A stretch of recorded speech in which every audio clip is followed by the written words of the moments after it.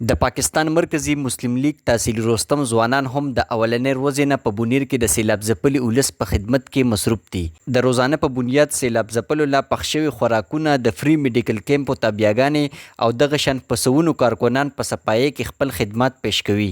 د پاکستان مرکزی مسلم لیگ تحصیل رستم ذمہداران سمیع الحق او محمد خالد عاصم وایي چې د بونیر په غم کې ځایي ولس سره برابر شریک یو. د دغه سیلاب ځپلي ولس سره به هر قسم مرسته کوو. زموږ کار په اصل معنو کې خدمت کول دي. کې په بونیر کې کومه افسوسناک او اندهناک واقعه مه ته راغلی ده چې په سیلاب کې پورا آبادي او پورا یو کلي په هغه سیلاب کې چې کوم دی نو ډوب شوي دي. الحمدلله زموږ د رستم د طرف نه او د رستم د نوجوانانو د طرف نه د اولنۍ ورځ نه د خدمت کار الحمدلله هلته جاري دی. په اولنیو ورځو کې هلته تیار خوراک رسول، اوبه رسول او بیا خیمه بستې جوړول او الحمدلله په هغه سلسله کې د صفایي کار هم هلته شروع دی. د رستم د نوجوانانو د طرف نه د اولنۍ ورځې نه هم په دغه سلسله کې نن هم یو قافله دا د رستم د خاکسار مسجد کوم چې زموږ دفتر دی له دې نه روانېږي چې تاسو ته په نظر راځي.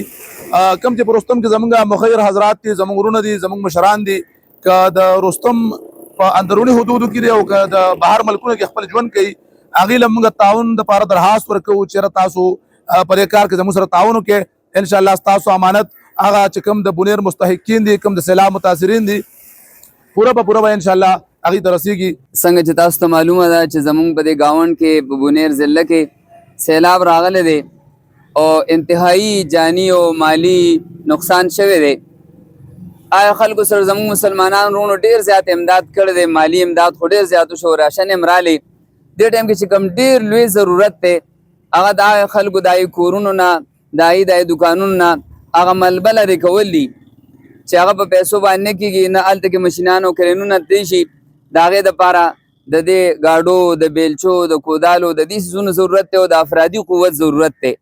په دې وجه ټولو مسلمانانو رونو ته دا خواست دی چې هغوی که فرض که په خپله مالي امداد کړي په خپل ځای، خو د دې څیزونو انتظام وکړي چې په خپل لاس باندې دا څیزونه مهیا کړي د خدمت کوونکو ته، خاص کر زموږ جماعت ته، چې انشاءالله دا ستاسو دغه سامان دا به الله تعالی ستاسو د خیر په دې کار کې استعمال کړي او دا به زموږ او ستاسو د دنیا او د آخرت یو لویه فایده وګرځي انشاءالله. دا نوجوانان د رستم نه دا ملګري روان دي د خدمت لپاره بونیر ته انشاءالله.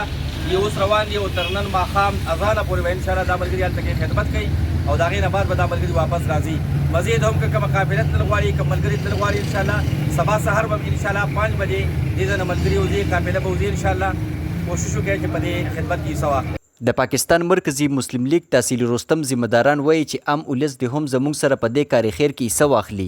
ځوانان د خدمت لپاره یو ورځ زموږ سره شریک لاړ شي او وس لرونکي خلک د مالی مرسته وکړي.